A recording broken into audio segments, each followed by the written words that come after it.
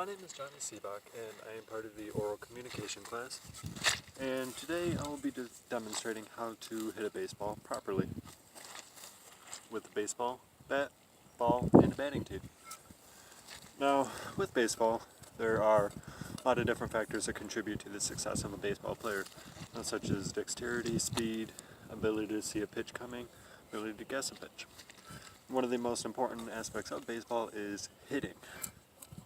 Now, hitting is an offensive part of the game, which constitutes for scoring. And the way you score is by being able to hit a ball, and if you can't hit a ball properly, you won't do well. There's a lot of great names, such as Cabrera, Barry Bonds, despite his illegal contributions to the game. There's many great hitters, such as our pitchers. But with hitting, one thing that all the great hitters had in common was the ability to hit a pitch effectively with good hitting mechanics. Now, mechanics are taught at a very young age, from clinics to youth ball to high school, college. It's a fundamental for every aspect of the game.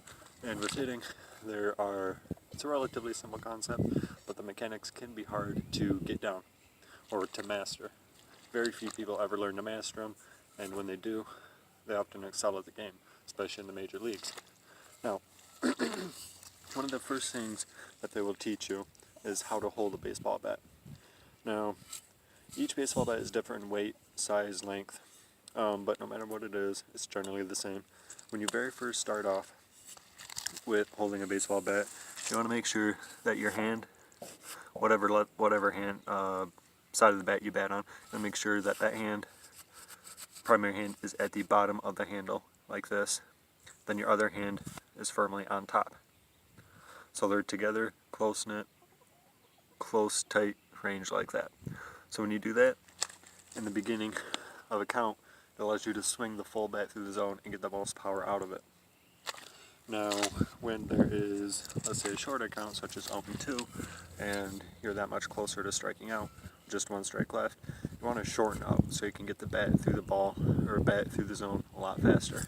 And you do that by usually placing the hand that is usually at the bottom, right where the other hand was, by moving it up a little bit, and placing that hand right on top, so you don't have as much of the bat to get through the zone. Hits the ball a lot faster. Now, baseball is a very analytical sport. That means your mechanics can vary depending on the situation. With each count, there are different situations, each way to hit a ball, and it changes every time. So, beginning of the count, hands at the bottom of the bat. Let's say an 0-2 count, or a count where you're about to strike one pitch away from striking out. Hands up a little bit faster, get the bat through the zone a lot quicker. Now, with this one, with your feeding, you want to make sure, feeding really depends on the person, depends on the batter itself and how comfortable they are. Now, you want to make sure that your feet are about shoulder width apart and firmly planted on the ground. And you want to make sure that your body is standing square and solid right over your feet. When you take the bat, grip the bat, bring it all the way back at a comfortable level, usually past your back shoulder. And when you do this, keep your hands at about shoulder level. And again, this varies with every batter, but hands back at about shoulder level, past this back shoulder, and your feet, you want to make sure you're about almost squatted, almost squatted. You want to make sure most of your body weight is on your back leg, so that way when you go to swing at the ball, you transfer all this power that's on your back leg into the ball to get a lot more power and hit it farther.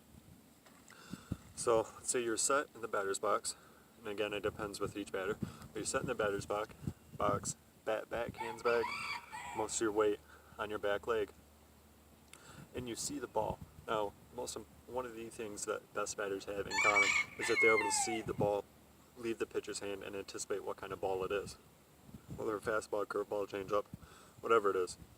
So the moment the ball leaves the pitcher's hand, you want to anticipate whether or not it's going to be in your batter's zone. So usually, it's typically from over the batter's or over the catcher's plate, then typically from the knee high to chest high. That's the batter's zone. So hands back, weight back. You want to wait, see the pitch leave the batter's hand, and when you do that, You anticipate it when it's about halfway necessarily. You want to load back all your weight in the back foot. And it depends on the batter, but some people like to slide step this front foot towards the pitcher, or they like to take a little step and lean into the ball. I personally just like the slide step, so that's what I will do. So I'm watching the ball, see the ball about halfway through, and take a slide step, all weight in this back foot, weight in the back foot, slide step, transfer all that weight, and at the same time I'm transferring all that weight into the ball, I'm turning my hips along with my hands. Turning my hips along with my hands. And naturally the bat's going to follow through the zone. Now the important thing is when you turn with your hips and your hands, it generates a lot more power than just swinging with your arms. So hands back, weight back, slide step, turn.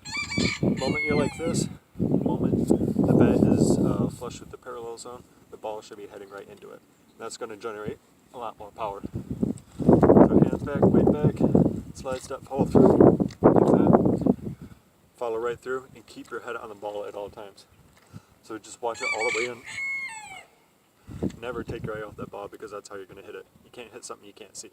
So, hands back, weight back, slide step, follow through, watch it. A lot of the times you'll be able to hit it. Hitting is very difficult, so it takes a lot of practice. You know, something. I played baseball in high school for 3 years. It was my specialty, but I got a lot better at it through a lot of practice. Spent so many summers out here, so I have a general concept of it. Now, when you're done swinging through the ball, you make contact.